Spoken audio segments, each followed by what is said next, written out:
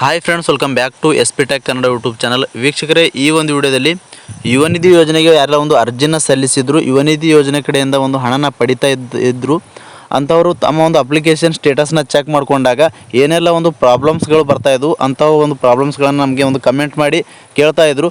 ಅದಕ್ಕೋಸ್ಕರ ಈ ಒಂದು ವಿಡಿಯೋದಲ್ಲಿ ಅಂತಹ ಪ್ರಾಬ್ಲಮ್ಸ್ಗಳು ಬಂದರೆ ಏನು ಮಾಡಬೇಕು ಅಂತ ಈ ವಿಡಿಯೋದಲ್ಲಿ ಕಂಪ್ಲೀಟಾಗಿ ಮಾಹಿತಿನ ತಿಳಿಸ್ಕೊಡ್ತಾ ಇದ್ದೀನಿ. ಜೊತೆಗೆ ಈ ಒಂದು ಸೆಲ್ಫ್ ಡಿಕ್ಲರೇಷನ್ನ ಯಾವಾಗ ಕೊಡಬೇಕು ಅಂತಕ್ಕಂಥ ಮಾಹಿತಿನ ಕೂಡ ಇನ್ನೂ ಬಹಳಷ್ಟು ವಿದ್ಯಾರ್ಥಿಗಳಿಗೆ ಒಂದು ಗೊತ್ತಾಗ್ತಾ ಇರಲಿಲ್ಲ. ಹೀಗಾಗಿ ಈ ಒಂದು ಸೆಲ್ಫ್ ಡಿಕ್ಲರೇಷನ್ನ ಯಾವಾಗ ಕೊಡಬೇಕು ಅಂತ ಕೂಡ ಮಾಹಿತಿನ ತಿಳಿಸ್ಕೊಡ್ತಾ ಇದ್ದೀನಿ. ಮತ್ತು ಮಾರ್ಚ್ ಮತ್ತು ಏಪ್ರಿಲ್ ತಿಂಗಳ ಒಂದು ಪಿಂಚಣಿ ಹಣ ಅಂತಂದರೆ ಯುವ ನಿಧಿ ಹಣನ ಬರಬೇಕಾಗಿರುವಂಥದ್ದು ಯಾವಾಗ ಬರುತ್ತೆ ಅಂತವೂ ಕೂಡ ಒಂದು ಮಾಹಿತಿನ ಸಂಪೂರ್ಣವಾಗಿ ತಿಳಿಸ್ಕೊಡ್ತಾ ಇದ್ದೀನಿ. ಈ ಒಂದು ವಿಡಿಯೋನ ಮಿಸ್ ಮಾಡದೆ ಕಡೆ ತನಕ ವಾಚ್ ಮಾಡಿ ಅಂತ ಹೇಳ್ತಾ, ಯುವ ನಿಧಿ ಯೋಜನೆ ಕಡೆಯಿಂದ ಯಾರೆಲ್ಲ ವಿದ್ಯಾರ್ಥಿಗಳು ಹಣನ ಪಡಿತಾ ಇದ್ರಿ ಅಂಥವ್ರೆಲ್ಲರೂ ಕೂಡ ಈ ಒಂದು ವಿಡಿಯೋನ ಯಾರೆಲ್ಲ ಒಂದು ಬೇರೆ ವಿದ್ಯಾರ್ಥಿಗಳು ಹಣನ ಯುವ ನಿಧಿ ಯೋಜನೆಗೆ ಒಂದು ಅಪ್ಲಿಕೇಶನ್ ಹಾಕಿದ್ದಾರೆ, ಯುವ ನಿಧಿ ಯೋಜನೆ ಕಡೆಯಿಂದ ಒಂದು ಹಣನ ಪಡಿತಾ ಇದ್ದಾರೆ ಅಂಥವರಿಗೆ ಈ ಒಂದು ವಿಡಿಯೋನ ಶೇರ್ ಮಾಡಿ ಅಂತ ಹೇಳ್ತಾ, ಬನ್ನಿ ವೀಕ್ಷಕರೇ ವಿಡಿಯೋನ ಶುರು ಮಾಡೋಣ. ಅದಕ್ಕೂ ಮುಂಚೆ ಈ ಒಂದು ವಿಡಿಯೋಗೆ ಇನ್ನೂ ಯಾರು ಲೈಕ್ ಮಾಡಿಲ್ವೋ ದಯವಿಟ್ಟು ವಿಡಿಯೋಗೆ ಲೈಕ್ ಮಾಡಿ.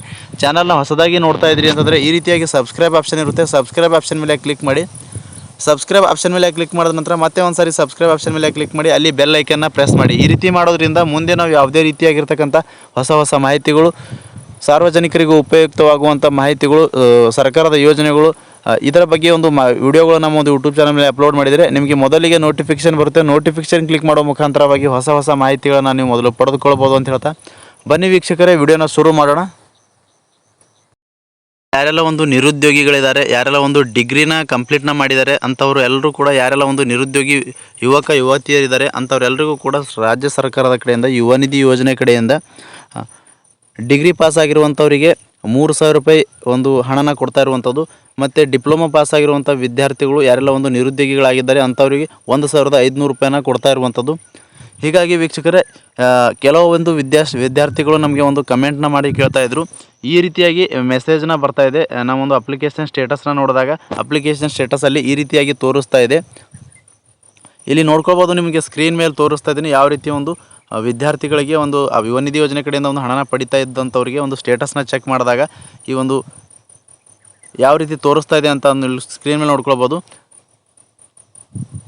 ಯು ಆರ್ ನಾಟ್ ಎಲಿಜಿಬಲ್ ಅಂತ ತೋರಿಸ್ತಾ ಇದೆ. ಮತ್ತು ನೀವು ಹೈಯರ್ ಸ್ಟಡಿನ ಮಾಡ್ತಾ ಇದ್ದೀರಿ ಅಂತ ಈ ರೀತಿಯಾಗಿ ಒಂದು ಸ್ಟೇಟಸ್ ಚೆಕ್ ಮಾಡಿದಾಗ ಈ ರೀತಿಯಾಗಿ ತೋರಿಸ್ತಾ ಇದೆ ಅಂತ ಕೆಲವೊಂದಿಷ್ಟು ಯುವ ನಿಧಿ ಯೋಜನೆ ಕಡೆಯಿಂದ ಒಂದು ಹಣನ ಪಡಿತಾ ಇದ್ದಂಥವ್ರು ಈ ರೀತಿಯಾಗಿ ಕಮೆಂಟ್ ಮಾಡಿ ನಮಗೆ ಮಾಹಿತಿನ ತಲುಪಿಸ್ತಾ ಇದ್ರು.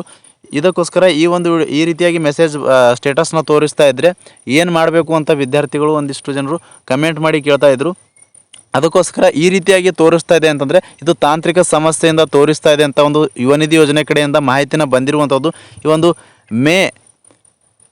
ಮೇ ತಿಂಗಳಲ್ಲಿ ಯಾರೆಲ್ಲ ಒಂದು ಸೆಲ್ಫ್ ಡಿಕ್ಲರೇಷನ್ನ ಕೊಡ್ತಾ ಇದ್ರಿ ಆವಾಗ ಈ ಒಂದು ತೋರಿಸ್ತಾ ಇರುವಂಥ ಸ್ಟೇಟಸ್ನ ಅಪ್ಡೇಟ್ ಆಗುತ್ತೆ ಅಂತ ಯುವ ನಿಧಿ ಯೋಜನೆ ಕಡೆಯಿಂದನೇ ಮಾಹಿತಿನ ಬಂದಿರುವಂಥದ್ದು. ಈ ಒಂದು ಅಪ್ಡೇಟ್ನೇ ತಮಗೆ ತಿಳಿಸ್ಕೊಡ್ತಾ ಇದ್ದೀನಿ. ಯಾರಿಗೆಲ್ಲ ಈ ರೀತಿಯಾಗಿ ತೋರಿಸ್ತಾ ಇದೆ ಯಾರೂ ಕೂಡ ಒಂದು ಗಾಬರಿ ಪಡ್ಕೊಳ್ಳೋ ಅವಶ್ಯಕತೆ ಇಲ್ಲ. ನಿಮಗೆ ಮೇ ತಿಂಗಳಲ್ಲಿ ಈ ಒಂದು ಸ್ಟೇಟಸ್ನ ಅಪ್ಡೇಟ್ ಆಗುತ್ತೆ ಅಂತ ಸರ್ಕಾರದ ಕಡೆಯಿಂದ ಬಂದಿರುವಂಥ ಅಪ್ಡೇಟ್ನೇ ತಮಗೆ ತಿಳಿಸ್ಕೊಡ್ತಾ ಇದ್ದೀನಿ. ವೀಕ್ಷಕರೇ, ಎರಡನೇದಾಗಿ ನೋಡೋದಾದರೆ ಯುವ ನಿಧಿ ಒಂದು ಹಣನ ಯಾವಾಗ ಬರುತ್ತೆ ಅಂತಕ್ಕಂಥ ಒಂದು ಮಾಹಿತಿನ ಕೂಡ ಒಂದು ಕೇಳ್ತಾ ಇದ್ರು. ಯಾಕಪ್ಪ ಅಂತಂದರೆ ಈಗಾಗಲೇ ಮಾರ್ಚ್ ಮತ್ತು ಏಪ್ರಿಲ್ ತಿಂಗಳ ಯುವ ನಿಧಿ ಹಣನ ಬರಬೇಕಾಗಿರುವಂಥದ್ದು. ಈಗಾಗಲೇ ಫೆಬ್ರವರಿ ಒಂದು ಯುವ ನಿಧಿ ಹಣನ ಮಾರ್ಚಲ್ಲಿ ಬಂದಿದೆ. ಮಾರ್ಚನ್ನು ಯುವ ನಿಧಿ ಹಣನ ಏಪ್ರಿಲಲ್ಲಿ ಬರಬೇಕಾಗಿರುವಂಥದ್ದು. ಏಪ್ರಿಲ್ ತಿಂಗಳು ಮುಗಿತಾ ಬಂದರೂ ಕೂಡ ಇನ್ನೂ ಕೂಡ ಹಣನ ಬಂದಿಲ್ಲ. ಹೀಗಾಗಿ ಏಪ್ರಿಲ್ದು ಸೇರಿಸಿ ಮೇ ತಿಂಗಳಲ್ಲಿ ಸೆಲ್ಫ್ ಡಿಕ್ಲರೇಷನ್ ಪ್ರಾರಂಭ ಆಗುತ್ತೆ. ಮಾರ್ಚ್ ಮತ್ತು ಏಪ್ರಿಲ್ ತಿಂಗಳದು ಮೇ ತಿಂಗಳಲ್ಲಿ ಒಂದು ಹಣನ ಬರುವ ಸಾಧ್ಯತೆ ಹೆಚ್ಚಾಗಿರುವಂಥದ್ದು. ಸರ್ಕಾರದ ಕಡೆಯಿಂದ ಬಂದಿರುವಂಥ ಕೆಲವೊಂದಿಷ್ಟು ಮೂಲಗಳಿಂದ ಮಾಹಿತಿನ ಬಂದಿರುವಂಥ ಅಪ್ಡೇಟ್ನ ತಮಗೆ ತಿಳಿಸ್ಕೊಡ್ತಾ ಇದ್ದೀನಿ. ಮೇ ತಿಂಗಳಲ್ಲಿ ಬರುತ್ತೆ ಈ ಒಂದು ಯುವ ನಿಧಿ 2 ತಿಂಗಳ ಒಂದು ಹಣನ ಅಂತ ಸರ್ಕಾರದ ಕಡೆಯಿಂದ ಬಂದಿರುವಂಥ ಅಪ್ಡೇಟ್ನ ತಮಗೆ ತಿಳಿಸ್ಕೊಡ್ತಾ ಇದ್ದೀನಿ. ಮತ್ತು ಈ ಒಂದು ಸೆಲ್ಫ್ ಡಿಕ್ಲರೇಷನ್ನ ಯಾವಾಗ ಕೊಡಬೇಕು ಅಂತಕ್ಕಂಥ ಮಾಹಿತಿನ ಕೆಲವೊಂದಿಷ್ಟು ವಿದ್ಯಾರ್ಥಿಗಳಿಗೆ ಗೊತ್ತಿರಲಿಲ್ಲ. ಹೀಗಾಗಿ ಕೆಲವೊಬ್ಬರು ಕಮೆಂಟ್ನ ಮಾಡ್ತಾಯಿದ್ರು ಈ ಒಂದು ಸೆಲ್ಫ್ ಡಿಕ್ಲರೇಷನ್ನ ಯಾವಾಗ ಕೊಡಬೇಕು ಅಂತ.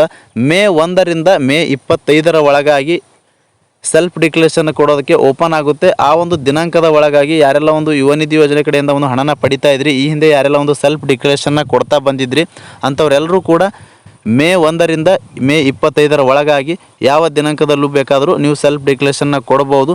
ಈ ಒಂದು ದಿನಾಂಕದ ಒಳಗಾಗಿ ನೀವು ಸೆಲ್ಫ್ ಡಿಕ್ಲರೇಷನ್ನ ಕೊಡಬೇಕು ಅಂತ ಸರ್ಕಾರದ ಕಡೆಯಿಂದ ಒಂದು ಲೇಟೆಸ್ಟಾಗಿ ಒಂದು ಅಪ್ಡೇಟ್ನ ಕೊಟ್ಟಿರುವಂಥದ್ದು.